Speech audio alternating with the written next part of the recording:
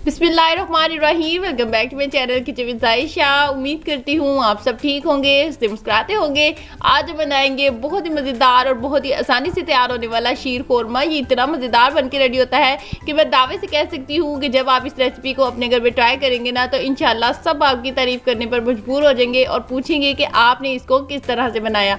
कुछ tips and tricks बताऊँगी जिससे आपका शीर कोरमा फर्स्ट टाइम भी जब आप अपने घर में ट्राई करेंगे ना, तो इंशाल्लाह बिल्कुल परफेक्ट बनेगा। वीडियो को कोई भी पार्ट स्किप मत कीजिएगा। इंशाल्लाह आज की ये रेसिपी आप लोगों के लिए बहुत ही ज़्यादा हेल्पफुल रहेगी। चलिए जी, बगैर टाइम वेस्ट किए हम इस मज़ेदार सी रेसिपी को बनाना स्टार्ट करते हैं।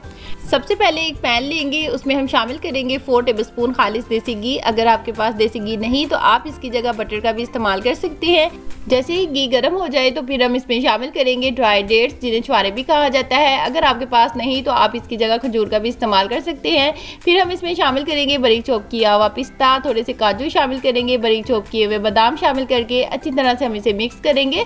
आपने इन सब चीज़ों को मीडियम टू लो फ्लेम पर ही फ्राई करना है। अगर आप तेज़ आंच पर इन्हें पकाएंगे ना तो ये जल जाएंगे और सारी रेसिपी का जो टेस्ट है ना वो ख़राब हो जाएगा। अब हम इसमें किशमिश शामिल करेंगे 1 मिनट के लिए, फिर हम इसे पकाएंगे और सारे ड्राई फ्रूट्स हमारे रेडी हो चुके हैं। अब इसी पैन में हम शामिल करेंगे सवैयाँ। इस रेसिपी में बारीक वाली सवैयों का ही इस्तेमाल करेंगे, मोटी वाली सवैयाँ आपने यूज़ नहीं करनी।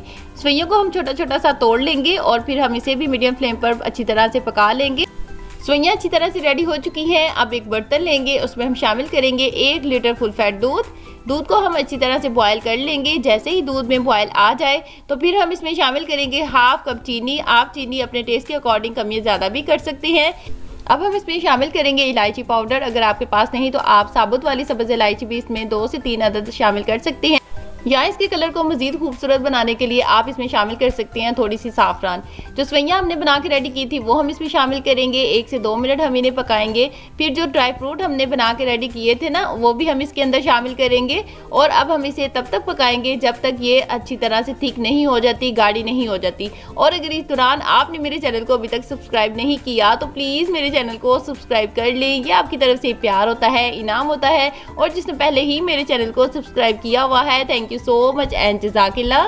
और ये देखें जी, शीर खोरमा भी हमारा रेडी हो चुका है। इससे ज़्यादा हम इसे नहीं पकाएंगे, फ्लेम को ऑफ कर देंगे क्योंकि ये ठंडा होने के बाद भी मज़ीद गाढ़ा हो जाएगा। एक बाउल में हम इसे ट्रांसफ़र कर लेंगे और आप इसे इस तरह भी खा सकते हैं ठंडा करके, लेकिन इसकी खूबसूरती को मज़ीद बढ़ाने के लिए हम इसके ऊपर गार्निश करेंगे बारीक बारीक कटा हुआ पिस्ता और बादाम। अब हम इसे फ्रिज में ठंडा होने के लिए रख देंगे। और ये देखें जी, माशाल्लाह से बहुत ही मज़ेदार सा हमारा शीर कोरमा बन के रेडी हो चुका है। जब भी घर में कोई गेस्ट वगैरह आ जाए तब भी आप इसे बनाकर सर्व कर सकते हैं, या अगर आपका कुछ डिफरेंट खाने को दिल करे तब भी आप इसे बनाकर खा सकते हैं। अगर आपको मेरी आज की इजी सी रेसिपी पसंद आई हो तो प्लीज़ मुझे कमेंट में लाजमी बताइएगा और मेरे चैनल की किचन विद जायशा को सब्सक्राइब करना मत भूलिएगा। मिलते हैं इसी तरह की मज़ेदार सी वीडियो के साथ, तब तक के लिए अल्लाह हाफिज़।